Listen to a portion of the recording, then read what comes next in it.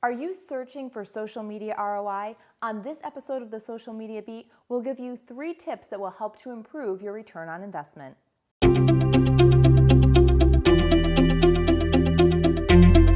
Hello and welcome to the Social Media Beat. I'm Brittany Sarah. You know, a lot of small businesses are feeling extremely burnt out on social media. A recent study by the Wall Street Journal found that only 3% of businesses see a value in Twitter and only 14% see a value in Facebook. And it's really unfortunate because I can tell you firsthand, I have seen social media work tremendously well for small businesses. I think the real reason that people are feeling burnt out is because they're not seeing that ROI.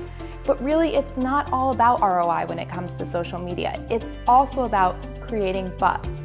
That being said, if you do want to see your ROI increase, there's a couple of things that you can do.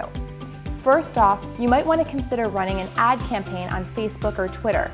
They're really cost effective and you can drive traffic to both your Facebook page, your Twitter page, or even your website. So if you're an e-commerce business, for example, that could really help you to improve your ROI.